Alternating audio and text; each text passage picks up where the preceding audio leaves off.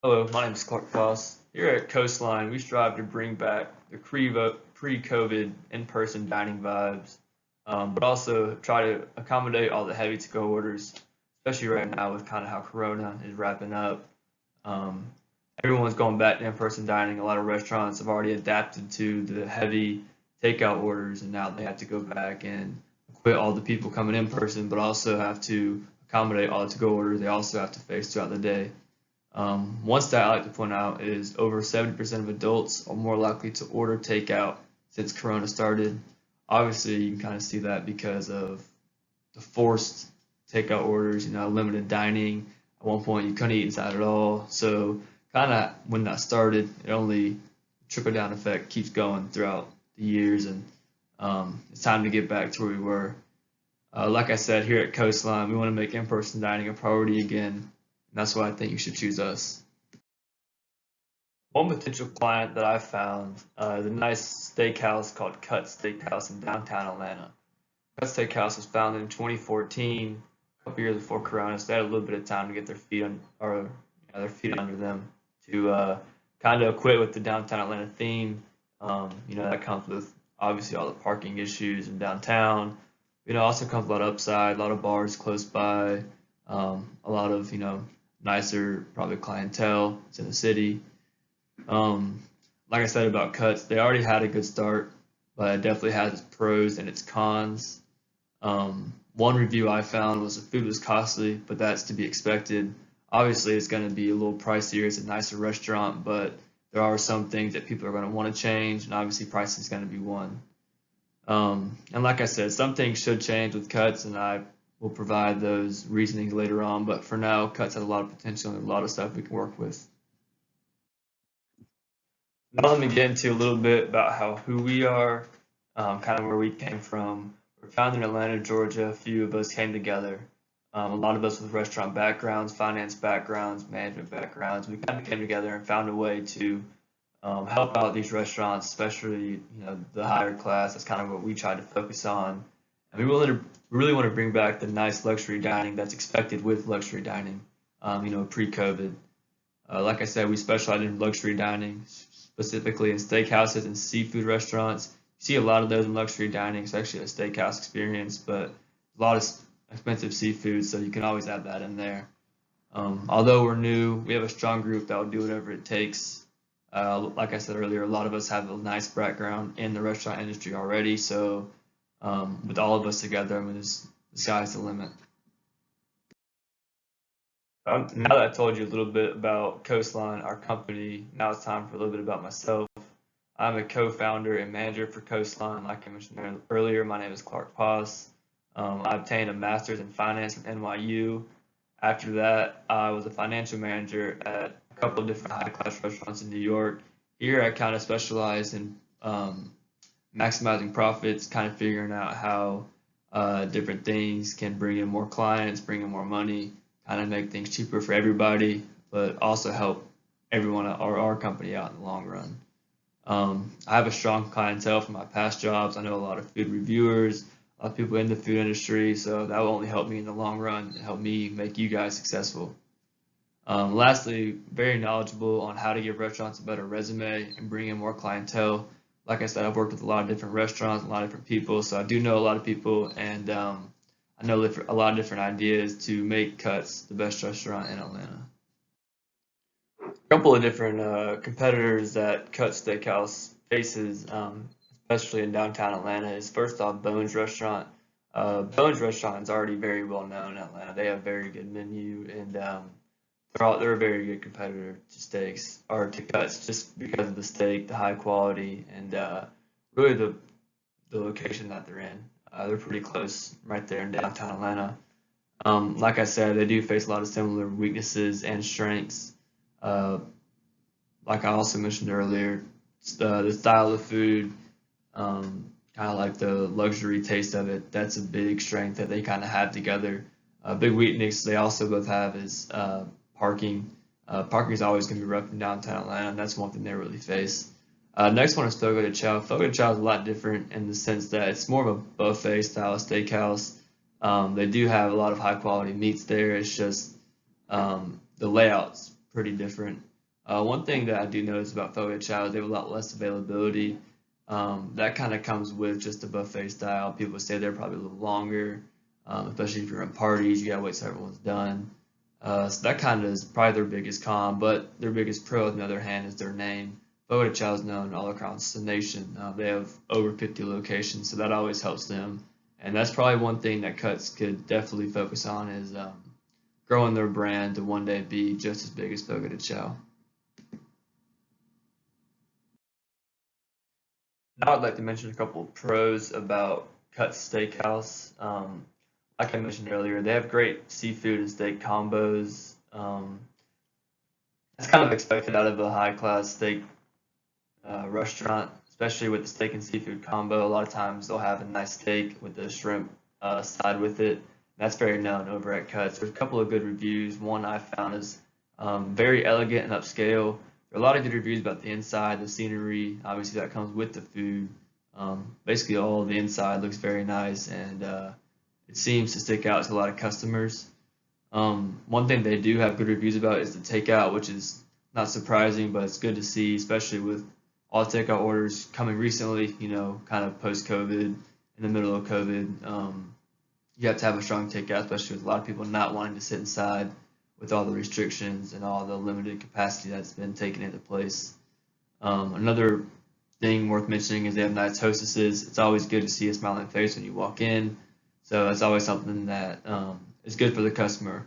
You know, kind of first impressions always work out pretty good. Next, well, with the review with that is incredible customer service. They did mention the hostess later on, but altogether it's just kind of better to put it as incredible customer service. There was mention about the waiters and waitresses and the chefs, so kind of better just to count them all in. Then lastly, good with holidays. That kind of goes more with parties, different groups. I saw a couple of different people say that during holidays they got in very easy. The reservations kind of stuck to schedule, and I mean that means a lot, especially at these big parties. If you bring 12 people, you don't want 12 people having to wait, and a lot of times you see that in these nicer restaurants with less capacity than a normal restaurant would. Next, I'll get into the cons. Always with the pros there come the cons. This is kind of what we kind of focus on wanting to fix with Cut Steakhouse. The first thing we got is overrated. Obviously, you get some reviews, like mentioned right here, the food is expensive for the price. Some people go into a high class restaurant, I guess, expecting not to pay high quality or high price for the food. But that can always come from different reasoning. Sometimes from maybe a poor start to the day, mean hostess, mean waiter, waitress. That can always kind of lead toward that. But that's something you don't want a customer to ever leave with, is an overrated feeling. Next is long wait times. With the high class restaurant, you do expect higher wait times, but at the same time, if you could have some sort of reservation system to make these long wait times go down, the longer someone's got to wait, the least likely they're going to stay and come back. Nobody wants to wait a long time, especially if they want to go somewhere nice but don't have to reserve it, every time to go. With that is limited availability. Like I said, like I mentioned earlier, with COVID, everything inside is kind of shut down. It's all a little different. So kind of being able to fix that limited availability and bring back the in-person dining feel is really something we want to push. One review we found is few of us arrived before the others, but the staff wouldn't let us get a table till they had half of us there. Like mentioned earlier, that kind of goes with the limited availability. You can't sit half the people because you got to get them all in there, but at the same time, if they do have a table, you got to expect to seat them. They're not going to want to wait. The longer they have to wait, the worse it's going to get. And lastly, we got too crowded. This kind of come with parties having to wait, inside, outside, probably not a lot of room for it. Being able to efficiently get them in and out could always help out in the long run. So I already got into a little bit of the strengths and weaknesses about Cut Steakhouse, but these next two, opportunities and threats, kind of go hand in hand. First, we'll start with opportunities. Kind of one thing I push with the opportunities is things we can fix from the weaknesses that goes parallel with the threats. But to start, expanded parking could always help. There's a big issue with the parking and the weaknesses. People, had to wait for parking, couldn't find a spot to park. A lot of different things we can do to fix this, though. Like I said, expanded parking, just having more availability, but also having a better valet service. Maybe including it in your bill, just including it some way to have the customer less stressed about actually parking, just worrying more about their meal. Next opportunity I figured is dinner deals. There's a big problem with pricing, but doing something with the dinner deals kind of bring people together in groups or in couples. One idea I had for a family group, maybe once a week have family parties. Expect to have bigger parties come in, but have a deal for them to come in, eat enjoyably, and not having to pay too much to bring a big party to this luxury restaurant. With that, you could also have a couple deal. I know a lot of restaurants nowadays are having, 2-for-1 specials, things like that. If you can kind of incorporate something just to make it a lot cheaper on the actual customer and make them want to come back, not having to spend an arm and a leg every time they come. And then last thing I would emphasize, especially with this post-COVID, everything coming back to normal, it's almost better to overstaff at this point, just for the beginning, just to make sure everyone's kind of accompanied at their table. Make sure you kind of start with a good impression. Make sure they know, that they should be served. They should be served right. This is very important, especially early on, because if not, they'll get that first bad impression. It might not work out in the long run. Last thing I want to get to here is threats. Like I said, this does go parallel with opportunities and weaknesses, but that's why they kind of go hand in hand. The first thing mentioned is non-returning customers.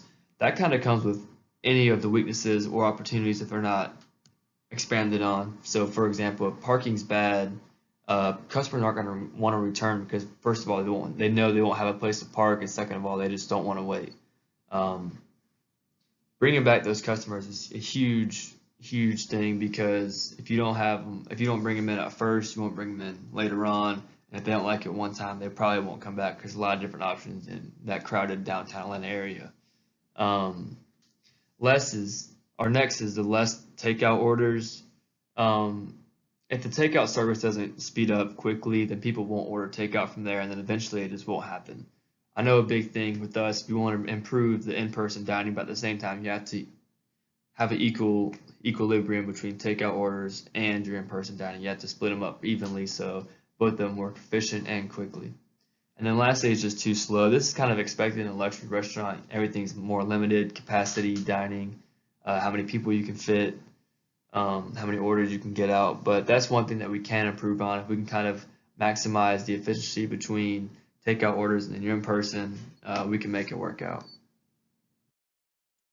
Just to sum up a little bit here, with Corona, things change very quick and rapidly, especially in the past 2 years. And with Coastline, we strive to make sure that all that in-person dining you had before translates to your in-person dining after, making sure that to-go orders and your regular in-person kind of meet and have a great equilibrium for you guys to be the most efficient and the quickest you guys can be.